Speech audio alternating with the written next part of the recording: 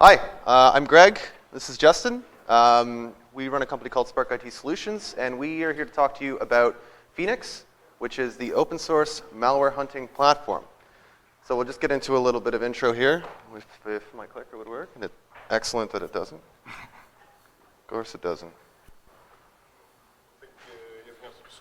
Yeah, I did. Oh, all right. Well, we're doing this the old-fashioned way. Okay, so it did. I don't know why it doesn't now. So, there we go. There we go. Excellent. So I'm Greg. I'm a software engineer. Unlike most of the people in this room, I am not part of the security industry in my day job. I'm a software engineer. I started off at Atomic Energy of Canada, building tools for document management, wiring in nuclear plants, things like that. I moved on to the financial industry to work for Citi in their global credit group, building risk applications. I then went on to RBC Capital Markets, where I dipped my feet in the management side of the house a little bit, running global sales and credit trading engineering, basically building the trading software that the traders use to move your money around. I didn't like management so much, so I left and went to Thomson Reuters, where I headed up the Icon Apps Development Framework projects. And most recently, I've moved down to New York to work for Refinitiv, running all of the frameworks across that organization in the Icon space. So my name's Justin Borland. It's my son there, who's just the best thing in the whole world. So Greg and I actually started our careers out at Atomic Energy together. Both of our parents worked at Atomic Energy, and so as soon as we left school, we started a company, Spark IT Solutions. I'm the chief operator, and I mean that in the worst way possible. After that, I went to BlackBerry to work in the SOC there, doing IR. Cut my teeth there quite a bit, and then I went over to Equifax. I was the technical lead for the Cyber Threat Center there. I'm glad that we keep the streak up by not having a conference that we don't bring that up at. So keep that streak alive, I guess. But in all seriousness, I built the packet capture system at Equifax that we used to find the incident, a big Moloch deployment there. Do a lot of real IR work and technical stuff. And right now I'm at Barclays as a full remote employee, so a lot of people give us slack for wearing suits, but anytime I get to put pants on is a good day. So that's sort of me in a nutshell. So we want to talk about Phoenix a little bit. I'm gonna take a quick step back and just ask, how many people here know what Cuckoo is? Show of hands. Good. Okay, and how many people here, and with that show of hands, how many people here have had an easy time setting up Cuckoo in your own environment? One. Oh, you had an easy time? We need to talk later. Yeah, we should talk. So, wait a second. Yeah. So, how many people here know what MISP is or are familiar with MISP? Okay, and how many people here know what Moloch is or are familiar with Moloch? Okay, and lastly, Security Onion. Should be a pretty big show of hands here. One would hope. Okay, so quick story before we get into this. So before the incident happened at Equifax, we were told that thou shalt Security Onion, and we already had Moloch globally, and so our leadership brought Doug on, and Doug and I sat down, and he says, well, you already have packet capture and all this, what are we doing? And I said, I don't know, but I'm being told to do this, so let's do it. Oh, by the way, we're not switching to NetSniff NG or anything else. We're going to use Moloch under the hood. And so Doug and I spent the week where we were doing training about 2 hours a day integrating Security Onion on top of an existing packet capture stack already. So it was really cool to actually work with them, and I'm very thankful for being chosen to speak here today. So that's all I wanted to rant about. So Phoenix, in a nutshell, is a standalone open source malware hunting platform. So you might wonder what that really means. So at its core, Phoenix uses Cuckoo to run malware on virtual machines, get the reporting off of it, and allow you to understand what the malware is doing. But what Phoenix does is that marries that up with MISP, Moloch, and proper authentication and authorization so that you can share your findings and your reporting properly with the people that you trust. So you can detonate, analyze, and report on all the malware activity. And Phoenix, as a platform, fully encompasses the workflow of triage, analysis, creation of countermeasures, and the validation of those countermeasures, sharing the countermeasures to your tip. The tip is integrated with Phoenix, but you can share it to other tips, and produce executive reporting with pretty bar charts and graphs and things that the higher-ups will understand. We try and index and store as much data as possible so that you can mine that data later. One of the big things that we understood about the current offerings was that a lot of data gets thrown on the floor. It gets cut and it doesn't get used, and all of that is very, very rich data that you could be using to protect yourself better later. We've also made a significant amount of improvements and bug fixes on all of the core modules of Phoenix, i.e. Cuckoo, MISP, and Moloch, to make them work together better and to just make them work better. Or work, period. Yeah. Yeah, so life before and after Phoenix, right? Again, any excuse to put my awesome little kid in a slide is a good one. So why Phoenix, right? Well, to sort of go down that road, we have to ask the question, why are we reversing malware in the first place? Well, to find out what it does, yeah, I mean, kind of, we want to know how to defend against it, for sure, but we also want to know, what our adversaries are doing, what their capabilities are, their targeting, motivation, and you can only do that by measuring very carefully what you're doing. So let's say a piece of malware comes across your desk. Now what, right? Well, one of the first things that we did when we started building, especially the UI and the workflow for how Phoenix works was, we get anywhere from hundreds to thousands to tens of thousands of samples per day, and the expectation is that we triage them. We figure out, do I care about this? Yes, no, right? And when you do that and you have a big team or a global team, you need to find a way to do that in a way that is not work. It's a byproduct of doing what you do. And so with Phoenix, you really get that litmus test of, do I care about this? Yes, no. Do I need to care about this? Can I already quantify this malware or qualify it, right? Do I have countermeasures that exist? Are there additional countermeasures that can be gleaned, TTPs perhaps, right? So when we talk about all this, for us, Phoenix is a free appliance. People go and spend millions and millions of dollars on sandboxes and this and that, and they throw most of the data, the vast majority of it, on the ground and don't use it. So from our perspective, the real question isn't like, why would you use Phoenix? It's why wouldn't you? If you work for a big company and you have a big budget like this, you could go and buy a commercial sandbox, but what you wouldn't get is, Linux support, very limited. The countermeasure validation, some folks will tout that they have that. It's typically a black box type scenario. You don't get any regression testing at all.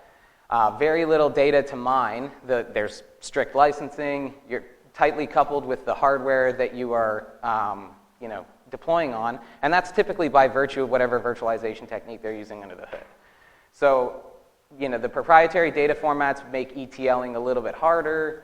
The end goal for these vendors of these sandboxes isn't necessarily to make you a better, faster, stronger at looking at these threats or analyzing it. They are incentivized the opposite way, right? They want to sell you countermeasures and controls so that they can make money, right? Previously, I've seen a lot of these sandboxes where the observables are just simply atomic observables. One of the things that we spent a whole lot of time on when we rewrote the MISP module was taking advantage of relationships, right? It's one thing to have objects, it's one thing to have attributes, it's another thing entirely to start relating those objects with attributes and other things and with other objects, and doing that in a way that makes sense, right? So the last thing is, there's very little incentive to add custom intelligence to a lot of these tools. They are vendor tools, they make money off it, it's a black box, and for us it was just a massive opportunity to be better at knowing what the data is. So before we get into the architecture, we have a couple of questions already. So the first one is, does it have two-factor authentication? No, it doesn't yet. We plumb directly into the Django authentication mechanisms, and we sort of have that running in tandem with all of the other authentication mechanisms through Cuckoo and MISP and all of that kind of stuff. Two factors on the list.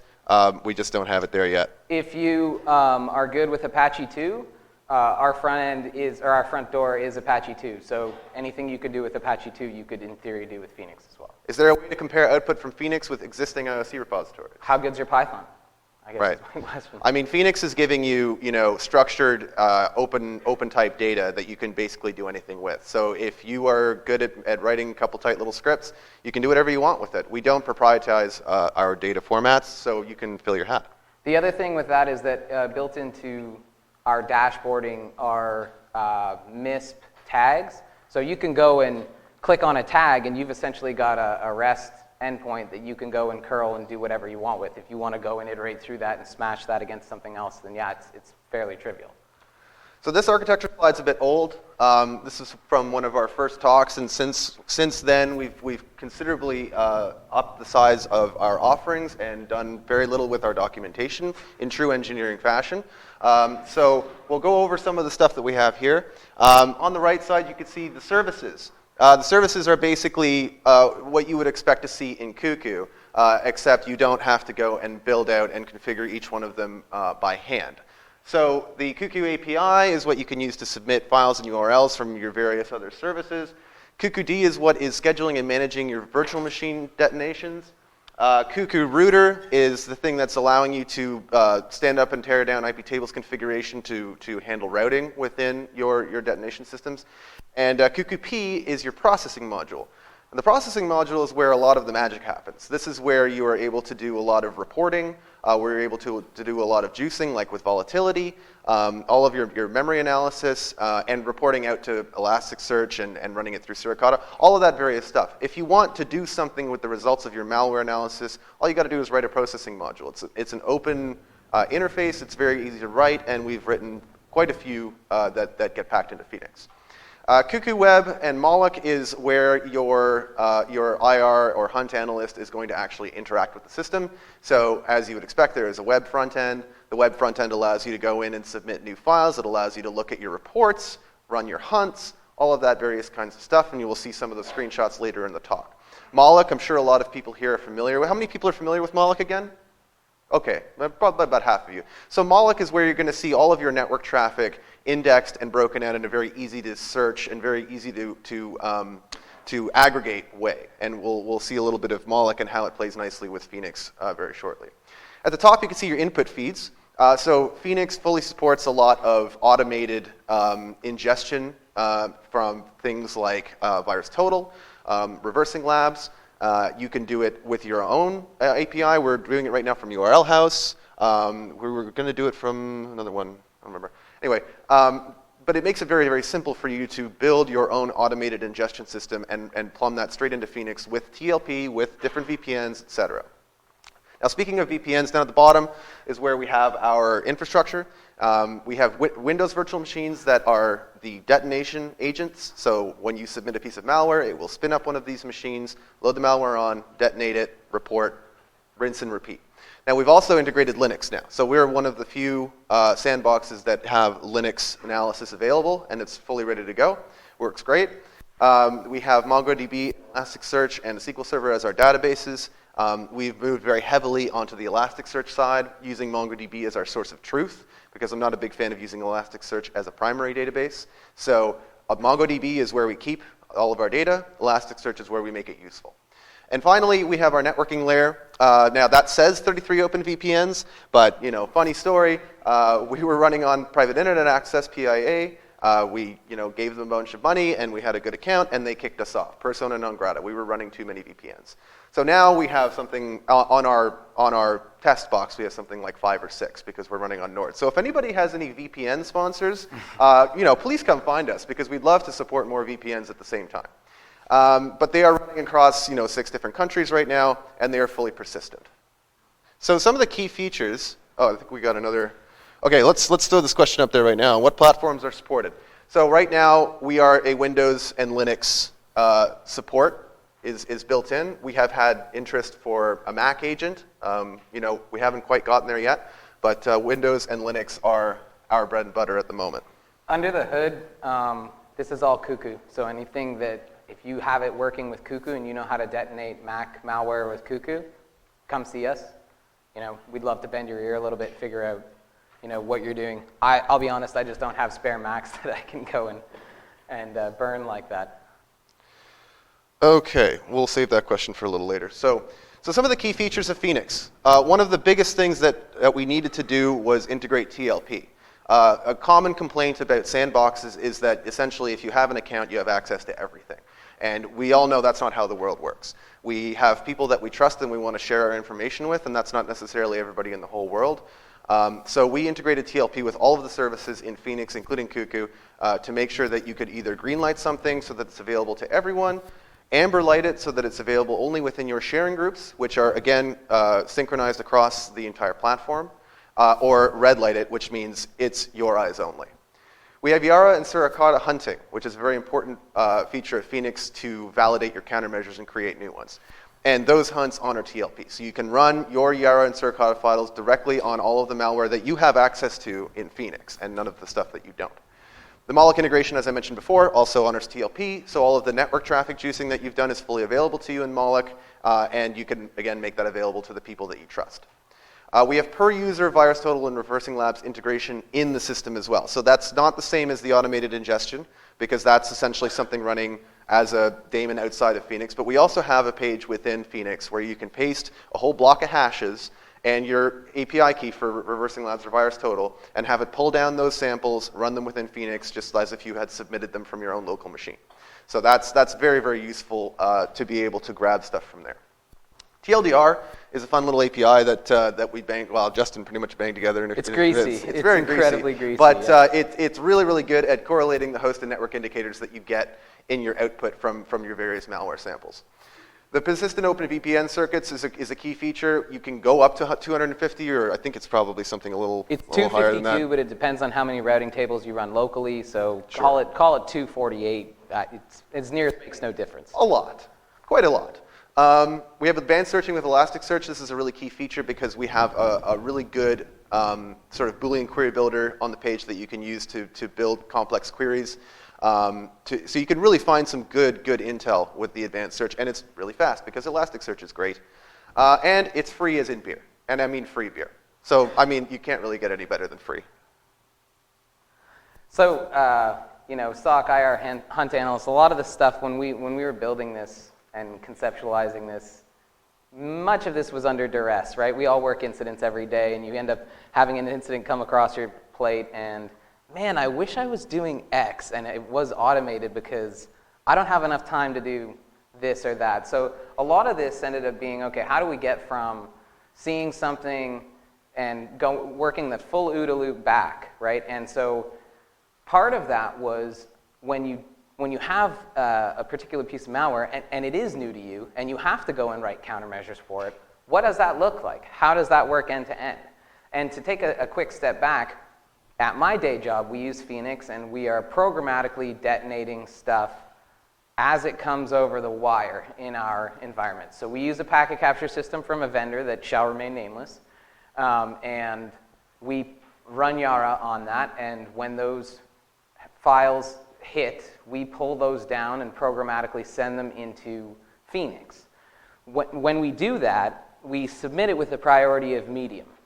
And the reason we do that is so that those jump the line over, let's say, VirusTotal submissions. So we have Intel folks and threat folks who can go and paste hashes in and do that. That's sort of ad hoc. There's also an integration that we've previously done where if you have VirusTotal accounts and you share certain certain Yara hunting rules with a particular user, as long as those Yara rules meet a certain criteria, things like the author being a valid user on your Phoenix system, it'll go and programmatically submit that. And that gets submitted with like a low priority.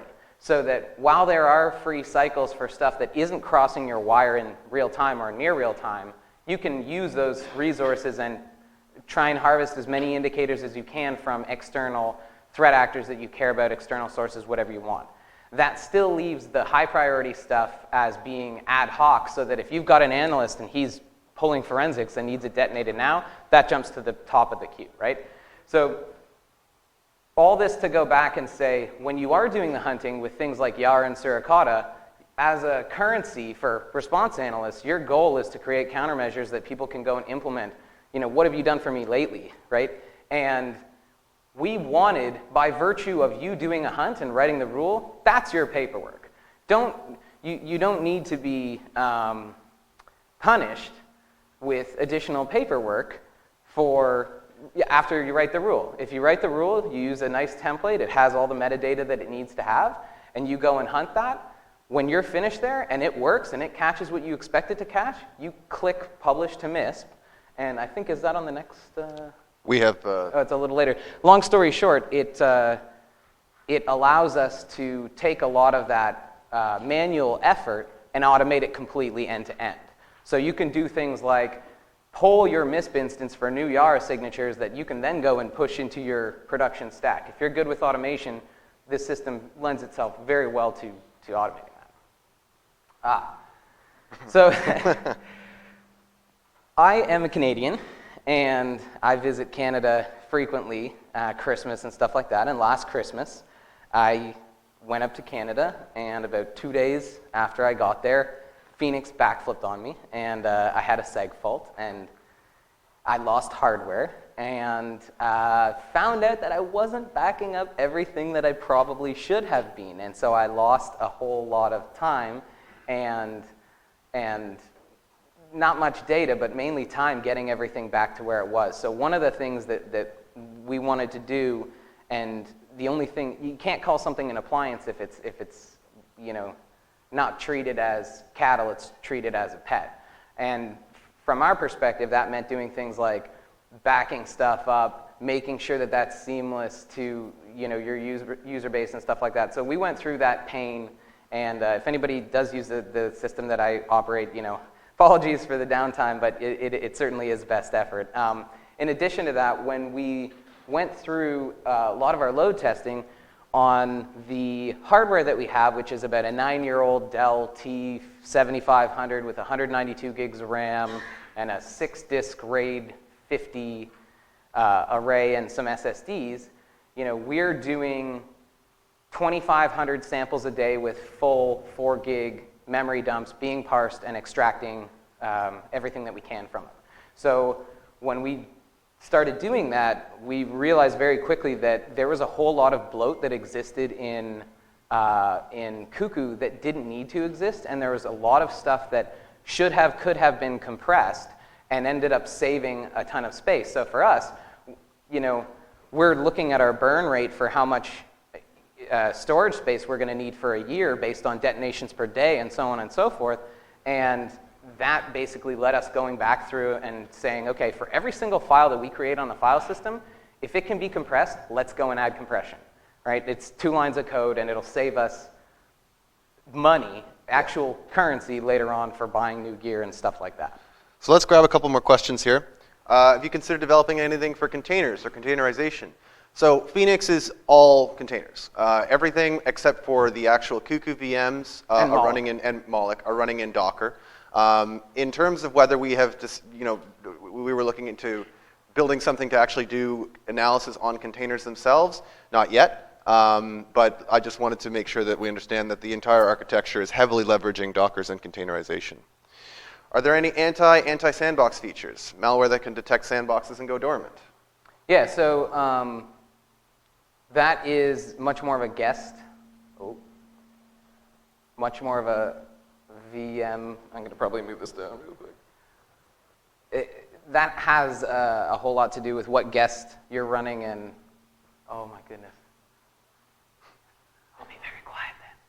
So long story short, we do prep our guest VMs, and we also, you can do certain tricks with things like VirtualBox or KVM or QEMU or whatever tool you use to do the virtualization. That's a little bit out of scope, but there's a guy on my team named David Heisey, and he wrote a tool that helps prep your VMs for the anti world, and that does things like generates browsing history, generates PowerPoint file history, Word document history, Excel history, all sorts of things that we've seen in a previous life for evading sandboxes. So short answer is it's beyond scope for Phoenix. The long answer is, yeah, people do it, and we have people on our team that do that, and we use that. Well, finally, for now, is there a demo? Or are you going to do one? We don't have time, unfortunately, to do a demo. We do have quite a lot of screenshots of the system that we'll be showing you and describing it in depth. We only have an hour and we have a lot of content to get through, so we decided not to go for the demo in this case. If you'd like to see the demo or like to see the system, please find us. We'll be around. We'd love to show it. We always love showing off Phoenix. So we have no problem doing that in private for you. And why did you name it Phoenix? Because making Cuckoo great again wasn't like, it didn't roll off the tongue. It's sort of a tongue-in-cheek way of saying Cuckoo's dying. Yeah. So speaking of Cuckoo, some of the changes that we made to Cuckoo to make it better, the API in Cuckoo is entirely single-threaded. So when you are submitting a lot of files from an automated submission system, for instance, from like A1000, that will flip over and die on you really fast for no good reason. So we migrated the entire API to Gunicorn or Gunicorn to give it a multi-threaded environment and allow us to submit and process a lot faster. We totally rewrote a lot of the processing modules and the processing subsystem itself to better play with a large volume of processing and make it play better with the analysis part. We would find that the analysis part, i.e. the detonating on virtual machines, gathering of information, and the processing part, i.e. taking that information and doing all sorts of great stuff with it, would step on each other all the time. They would run each other out of resources. They didn't play nicely together. So we implemented a lot of good techniques like a high and low watermarking or water gating, and changing the processing media to do more in memory, or all of it in memory whenever possible, to really speed that up and make them play well together. And we'll show you some of the net data results at the end of the talk that show you the difference that made. We also implemented an auto-tagging workflow with MISP. A lot of the time when you're processing data in a MISP, you don't want it to get lost in the DIN, so you tag it with stuff that makes it obvious what kind of family it is, or that helps you find it later. So we developed a workflow that allows you to specify a bunch of very specific or very generic keys in regex and things like that, allow you to automatically tag it in MISP, and that really helps you organize your metadata and your malware in a way that you can find it again later. So some of the other Cuckoo changes that we made, the web UI was very old, very difficult to work with, and really didn't play with phones at all. So we rewrote a huge amount of that. We integrated a lot of much more current web technologies to allow it to scale properly with different desktop sizes and with phones and all of that kind of stuff. So now you can do your job from your phone. That's great. You can submit malware, look at all the reports, pivot into MISP and Moloch, and not skip a beat. The Elasticsearch indexing, so a lot of the original Cuckoo depended on Mongo for a lot of its stuff, especially for like the recents page where you would see the stuff that you'd submitted. The search was in Elasticsearch, but it really didn't search very well.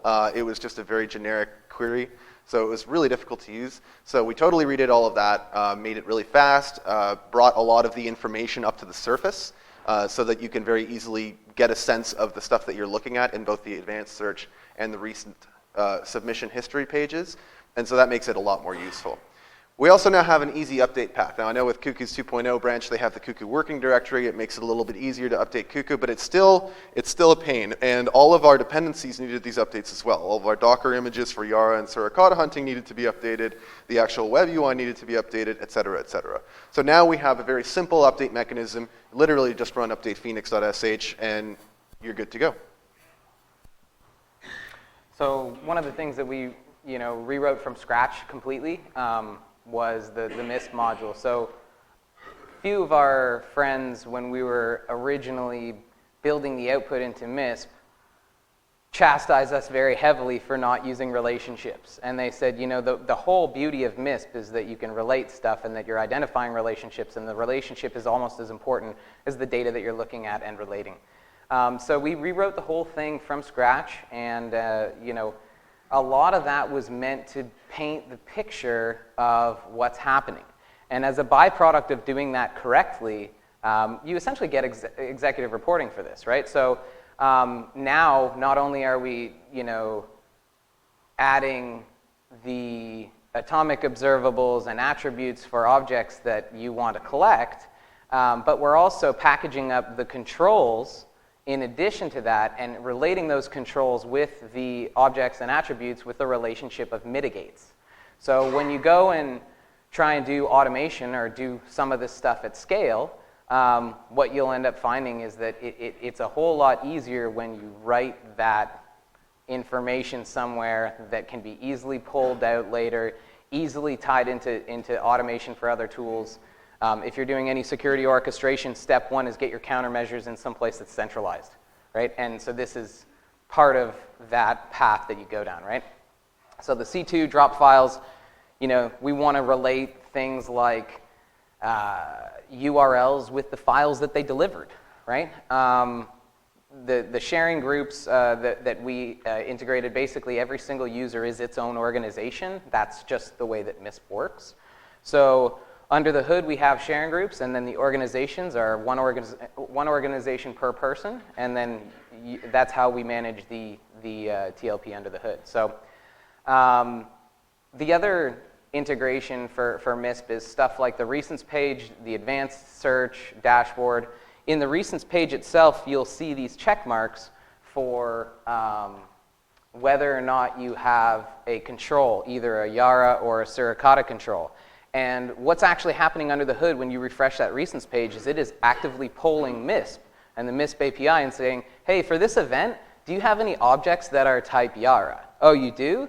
Well, now there's a green check mark for that. So that allows you very easily to take the recents page for Phoenix and use that as a work queue for building controls. So now you know within seconds there's a big idiot checkbox if you have something that you need to work on. There's even a radio button that says hide everything that has a control for either Yara or Suricata, because at the end of the day, when we started using the system, we're using it and we're like, yeah, I don't care about this. I don't care. I need to hide this, right? So a lot of this stuff, a lot of these features that we're talking about, while they might seem sort of menial, when you're using this tool every day, it makes things faster and easier to do. So here's an example of some of the tagging that's happening under the hood. So stage 2 download, that's where we look for binaries that have been downloaded after the initial detonation. So dead C2, if I see it reaching out somewhere but it can't actually get out, right? All of this stuff is stuff that you can go and start tagging to describe how that detonation happened and you know, what's interesting about it, what's not. If you look at the stage 2 download, well now you might want your analyst to say, okay, we got controls firing on the first portion of this, maybe stage 1. Do we have controls for stage 2, stage 3, and so on and so forth, right? So for us, it's just a better way to, you know, help us prioritize what to look at, why to look at it, right? Okay, so we're going to plug right along here with a couple more questions. Is there an on-prem version of Phoenix? Phoenix is on-prem. So this is not a cloud service. You install this on a big pizza box and run it on your network. So it's perfect for air-gapped networks. You don't have to do ingestion from, you know, RL or whatever. You can just plumb it into your own malware pipeline. So yes, the answer is yes. Would you consider integrating with mobile SDKs? That is something we'd love to do. I don't see why at some point it won't happen. It's not at the top of our work queue right now, but it is definitely something that we take a keen interest in. And again, you know, we are open source. We'd love to take contributions. If you guys, you know, are interested in building this, by all means, please talk to us. We'd love to throw our resources in with yours. If you guys have images that you're familiar with building for stuff like Android and you're comfortable sharing that, reach out to us and it might be a quick fix to get those images into Phoenix. Mr. Melson, does Yara tagging to MISP take advantage of metadata fields, or just the name? Yara tagging to MISP. Is that the auto tagging? I guess. So auto tagging is actually used on any object that gets put in MISP, period. So for any object that gets extracted from the, I hate this. For any object that gets extracted from the detonation, we can go and apply a regex to that and describe it as either interesting or not interesting and give it a tag number. So it's not just Yara rules, it's not just Suricata rules, it's file names, it's anything that would end up in MISP that you can auto tag. Okay, so we're a little behind here, so we're going to plug right along. The easy button install. So this is the key feature for Phoenix to be viable as a solution for businesses over Cuckoo. Cuckoo is difficult, to say the least, to get up and running and to get stable. And then once you add Moloch and MISP on top of that, you're looking at days, weeks, months worth of work, especially if you're unfamiliar with the systems, to actually get something running.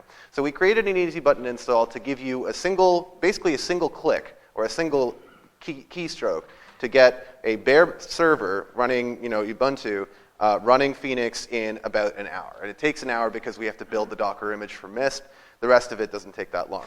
Essentially, it allows you to configure, put in a bunch of configuration about how you want the install to look once it comes out, hit the button, go get a coffee, come back in an hour, you've got a fully set up Phoenix system ready to submit malware to, just like that.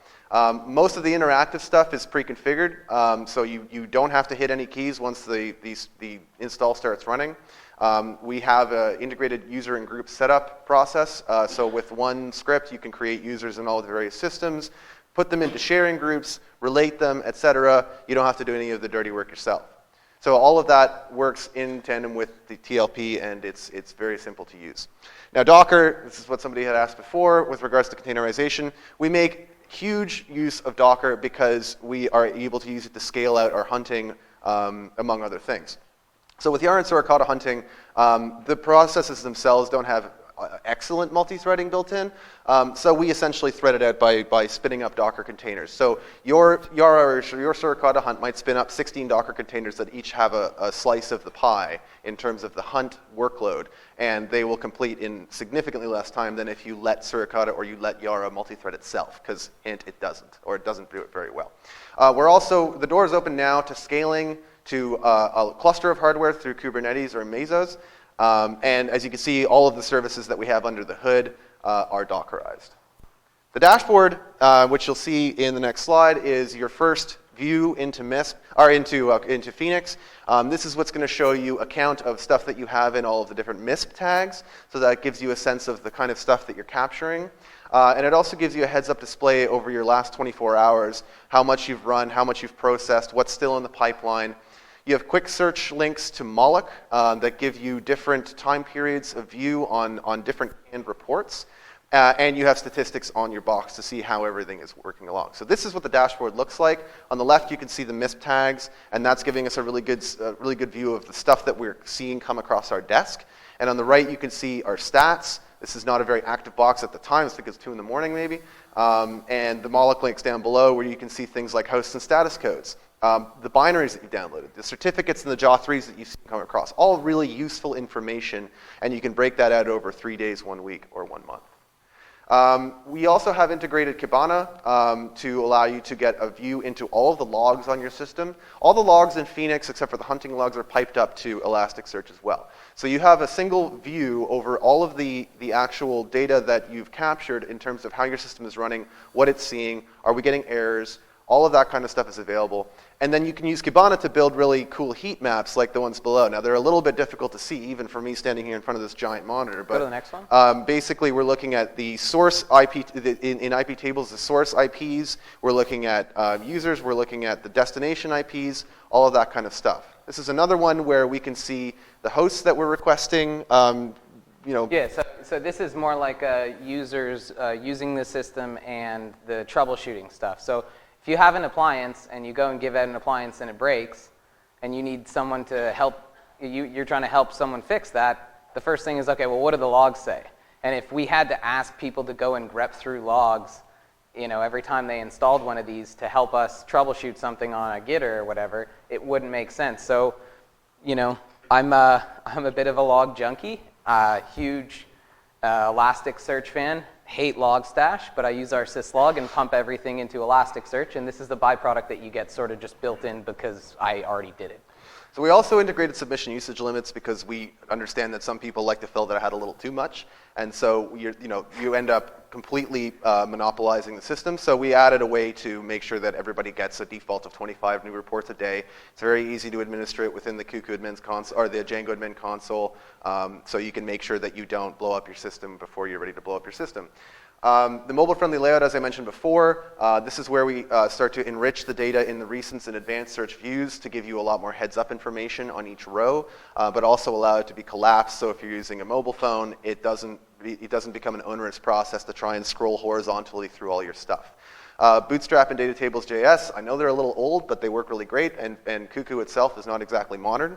So integrating those was the simplest way to get the biggest wins in terms of organizing data, making the screen and layout responsive, things like that. Hot linking missed results for Yara and Suricata hits. When you hover over the checkmark on the recents page, you will see the rule that is the control for that particular submission, and you can click on it to jump right into MISP and see the actual details of that. The hunting results, you now have a heads-up display on all of your hunts and the results from them, the key findings in each hunt, and then you can jump into the hunt, look at the stuff that you've covered off, and publish it straight to MISP. So this is an example of our recents page. On the Files tab, you can see that this is being taken on a screen that's the size of a mobile phone. All of the data that you see in that gray box there would ordinarily be a column. It's been collapsed into the drawer so that you can easily access it, but while you're on your phone, if they're collapsed, you can scroll through all of your various hashes, look for the ones that you want, look for the ones that have controls, etc. This is the hunts. The hunts is another a view where you can see the rules that have been hit on which report and the metadata for those rules, and then you can jump into the hunt to see all of the different analyses that hunt actually brought the result out for. This is the same thing for Suricata. You can see the PCAP right up in front of you, and again, all of this stuff will collapse into a drawer when your screen isn't big enough. This is what the hunt looks like when you actually jump into the hunt itself. So at the recents page, you were seeing the rules that got hit. Now you're seeing the actual signatures, the file that it hit, and which report that file was submitted in. So you can jump back to the report in Phoenix to see all the details about it. So one quick thing. In that particular file path up there, you'll see the word memory, right? So this is where it becomes useful for when you're regression testing your Yara signatures. Are you writing a Yara signature for a file or something that's in memory?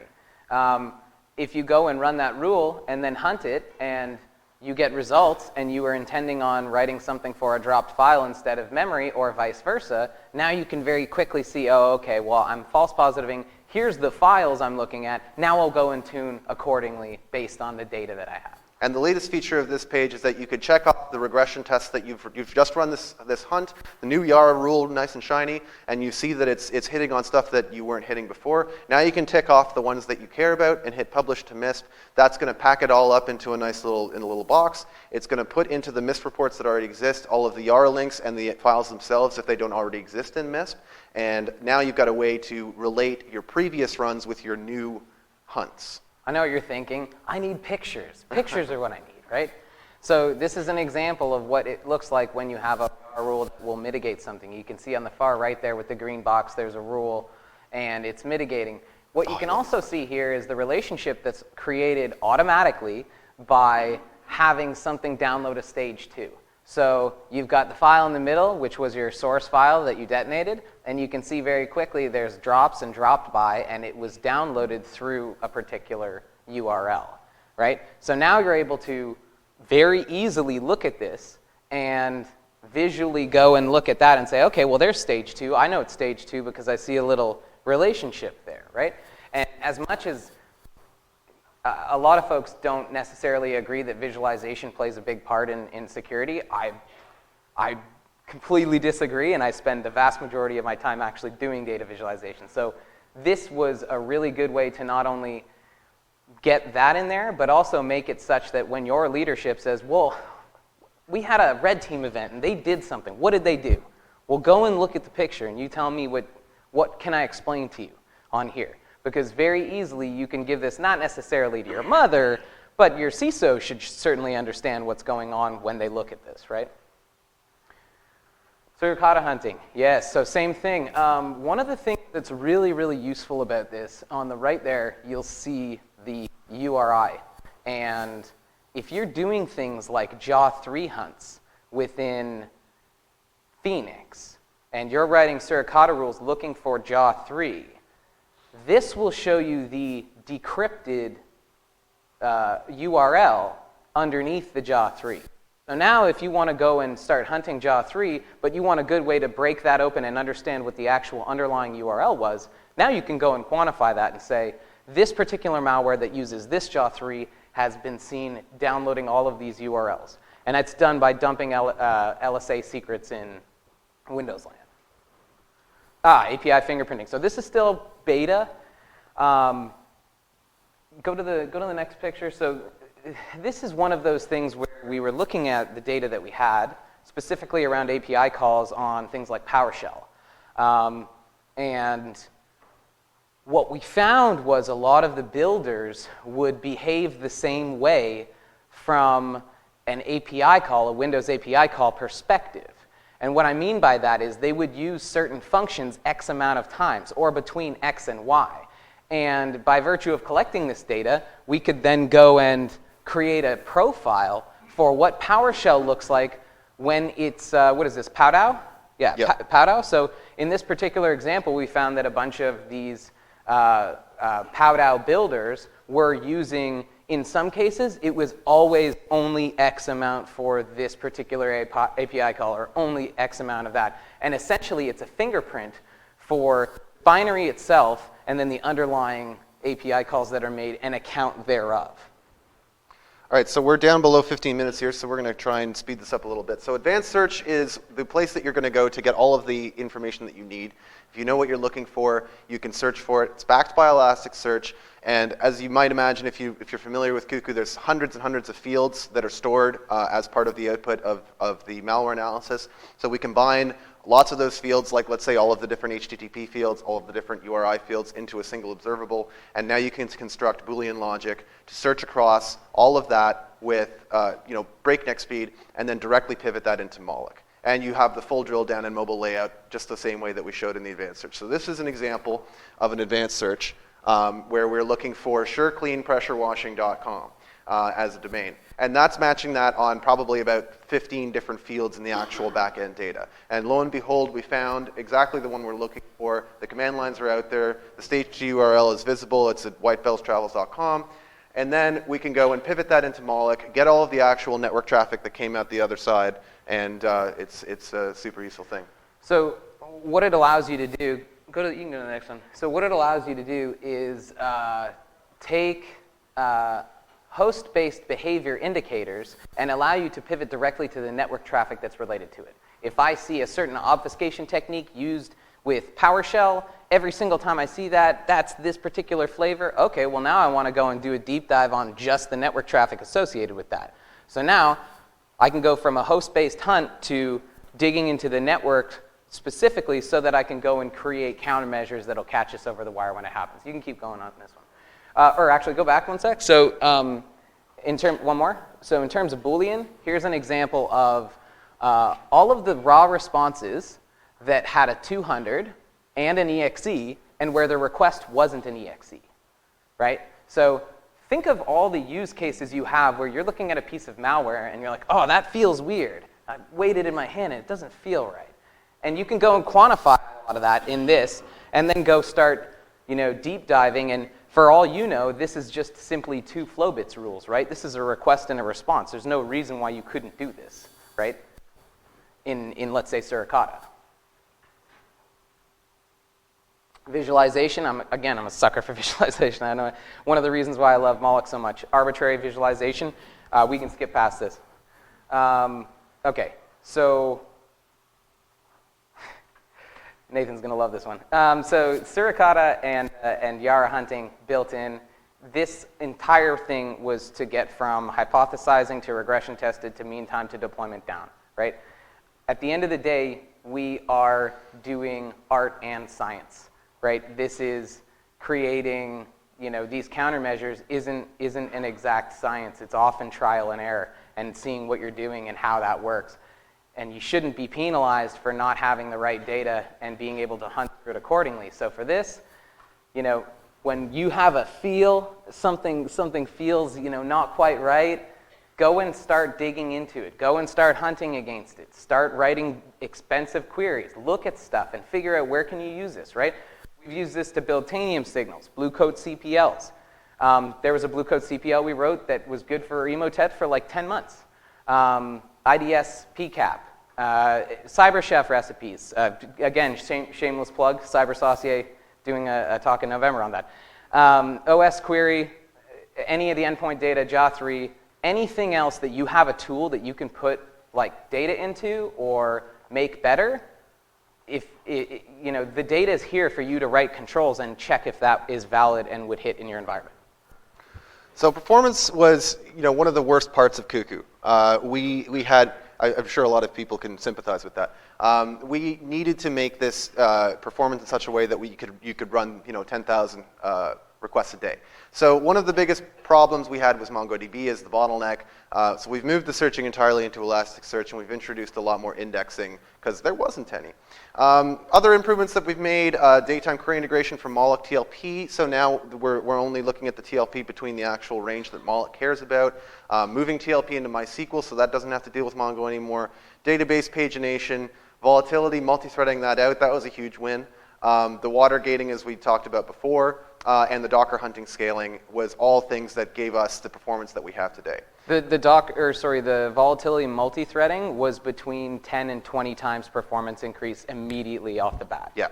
The multithreaded API, as we talked about before, huge for automating submissions, compression for IDA Pro, and the actual ANA stuff is the stuff that we really needed to have as part of Cuckoo. We've had some weird Cuckoo issues. I'm not going to go through them right now. So let's talk about performance. Just briefly on this. So one of the things that we added with Phoenix was the ability to do all of your processing within RAM disk. So you can cut out a RAM disk of X size depending on how big your system is. In our case, I think we use like 64 gigs or something like that, and that's enough to hold 12 memory dumps at the same time. And then what we do is when it gets full, we don't keep generating memory dumps because it costs you more to go and move that to disk than it's worth it. You're better off from a work perspective to just do the work that you've just created and wait until you get down past that low watermark and then start detonating again, because you're not penalized for moving large amounts of data around. These memory dumps are 4 gigs and up, right? So in this particular instance, we were doing our processing on, instead of a memory disk, we were using a RAID 5 array. And you can see the purple at the bottom there, that's I/O. And that's penalty, is what that is. So if you go to the next slide, here. This is what happens when you move it to RAM disk. So if you look at the yellow, that's actually multi-threaded volatility using 100% of the CPU on the system.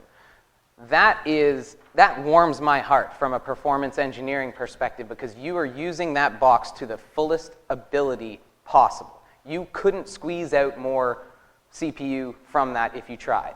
And if you look, the disk I/O is completely gone. You're not waiting to read this or read that. Your bottleneck has been moved, and that's where it gets fun. So in this particular example, again, spinning disks, faster spinning disks, but still spinning disks. And you'll see you get bottlenecked by the purple I/O spikes in there. And although you do get a lot of performance from this, RAM is where you want to keep this. So go to the next one. This is sort of a run rate on how things move through the different states of Cuckoo. So things from running to completed to reported, that kind of thing. And what you'll notice is the slope is your detonations per minute, or detonations over time. So go to the next one. The higher this slope, the faster you are detonating malware. And what you're looking at is the media change under the hood. So going from, let's say, SSD to RAM to whatever. I believe the first one was spinning disk. This one I think is SSD. Go to the next one. It was the opposite. So this one is SSD. The other one is RAM. So again, as you can see, from a performance perspective, we did a whole lot of tuning. We really wanted to be able to squeeze every last drop out of hardware, mainly because we're cheap. So since we actually have a couple minutes left, I did want to touch really quickly on one of the weird Cuckoo issues that we had to deal with, and that is router spam. So if anybody's familiar with Cuckoo Router, it is, like I said, the thing that allows you to do all of your IP tables, all of your routing. It stands up and tears down routes as the processing sort of stands up and tears down so that it can run stuff through the VPN. The problem with it was that the way Cuckoo engineered it, they sort of started up every time a scheduler runs. So you end up clobbering your VPNs over and over and over and over again. And we spent probably the better part of like 6 months figuring out all the different ways that they were basically shooting themselves in the face, not even the foot, because it would totally tear down the system. And we even had a little cron job to stand all this stuff back up every 30 seconds or something crazy like that. I was puking routes back onto the routing table every minute on the minute. It was impossible to work with. So now what we've got going is a much better system for standing up the router at startup and managing it throughout the entire process. So this is one of the reasons that you say, well, why don't I just use Cuckoo? I don't think it's that hard to stand up. This is why. Because if you use Cuckoo, even the new Cuckoo, you're going to have the same the router spam problem all of the time. If you use Phoenix, all of that stuff is gone, and it just works out of the box for you. And if you're a super power user, go ahead and use our router. Figure it out. We cracked that nut. You pull it out. I mean, it's using sockets, so it's not like it's completely embedded within the system. You can use the router on your own by sending socket commands. So I actually use router within our day job, where we do source-based policy routing, such that if you go in and you're doing manual malware analysis and you set your IP to between 1 and 10, that'll make you come out of Romania. And if you set it between 20 and 30, that'll make you come out of Russia.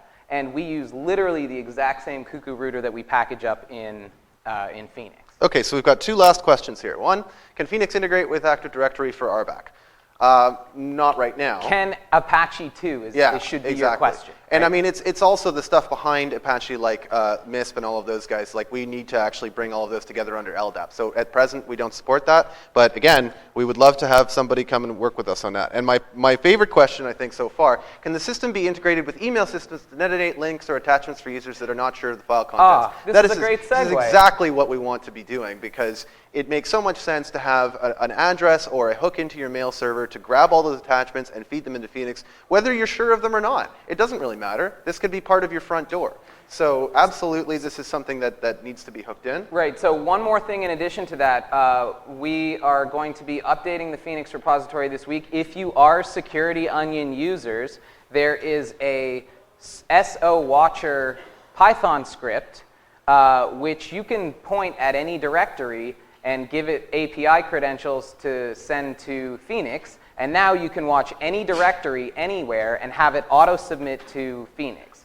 So the use case initially was go and if I see any files dropped in this directory that match this set of YARA rules, programmatically detonate them in Phoenix. And at my day job, we can go from clicked link to fully detonated and parsed memory dump and the full report in around 6 minutes. And that's a global thing. So that's the end of the talk now. We have a little bit of time. Does anybody else have any questions that they held to the end? Yes, right there. What do you got? Yeah, really. I mean, the more you can throw at it, the better. So you can throw this on a desktop and you'll get 1,000 detonations per day. Right? If you've got pizza box, I have a 4-year-old pizza box at work with 384 gigs of RAM, and I can do 7,500 detonations with full memory dumps. Right there? 6 gig memory dumps. GitHub. Yeah, we'll share that out. I don't think we put it onto the slide, did we? Of course we didn't. We're not smart people. So we've got 3 things to give away here. So I'll ask the first question. Can anybody tell me the 3 primary components of Phoenix? Right there. Right. Okay, you got some packet squirrel nuts for networks.